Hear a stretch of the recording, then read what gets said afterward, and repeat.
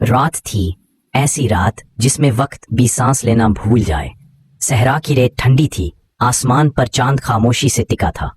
दूर कहीं ऊंटों की घंटियां बज रही थी, मगर इसके अलावा सब कुछ खामोश था। उसी खामोशी में एक दरवेश शेख नजमुद्दीन रियाजत के बरसों बाद भी एक सवाल के कैद में था। वो अपने दिल में कहता, या रब, तू रोशनी है, फिर अंधेरा क्यों पैदा किया? अगर नूर हिदायत है तो साया क्यों हर शय के साथ लगा दिया? क्या अंधेरा भी तेरी मर्जी के बगैर है? ये सवाल उसे सजदों में भी चैन नहीं लेने देता। वो जानता था कुरान कहता है अल्लाह नूरुस समावाति वल अर्द, लेकिन वो सोचता अगर सब कुछ नूर है तो फिर साया किसका है? एक रात वो खेमे के अंदर बैठा मुराकबा कर रहा था। चराग जल रहा था, रोशनी दीवारों पर रक्स कर रही थी।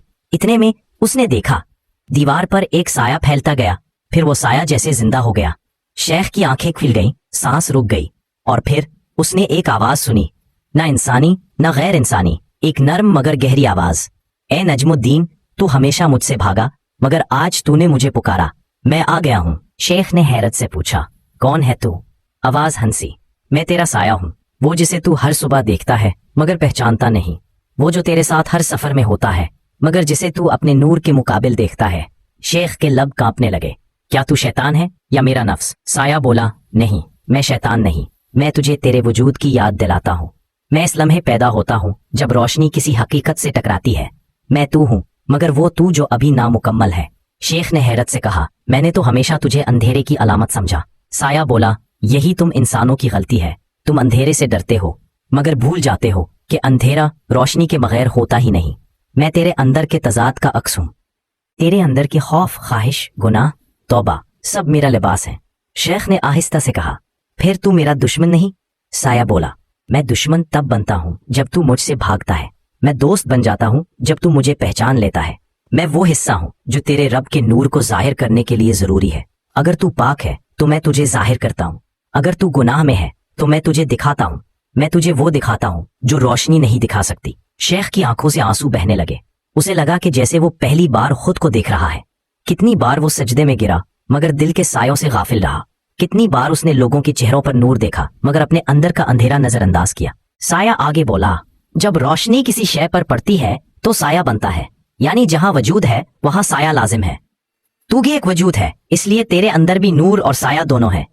जब तू अपने साये से लड़ना छोड़ देता है तब तू खुद रोशनी बन जाता है। शेख ने कहा, तो क्या अंधेरा भी इबादत करता है? साया बोला, क्या तूने कभी सजदे में अपने साये को देखा? वो तेरे साथ झुकता है, वो तेरे माथे के नीचे भी होता है, वो तेरे साथ अल्लाह अकबर कहता है मगर आवाज नहीं निकालता, क्योंकि वो खामोश इबादत गुजार है। वो जबान नहीं रखता मगर वफादारी रखता है। सुबह की रोशनी अब खेमे में दाखिल हो चुकी थी। साया धीरे धीरे मध्यम होने लगा। शेख ने रोते हुए कहा, रुक जा, मैं तुझसे बहुत कुछ सीखना चाहता हूँ। साया बोला, मैं जा नहीं रहा, मैं सिर्फ बदल रहा हूँ, क्योंकि रोशनी बड़ी है और जब नूर कामिल हो जाता है तो साया फना हो जाता है। मैं फना होकर तेरे अंदर के नूर में शामिल हो रहा हूँ। साया खत्म हो गया मगर शेख के अंदर कुछ रोशन हो गया। एक ऐसा नूर जो बाहर के सूरज से नहीं, दिल के मरकज से उठा था। शेख नजमुद्दीन इस दिन के बाद बदल गया। उसके चेहरे पर अजब सुकून था।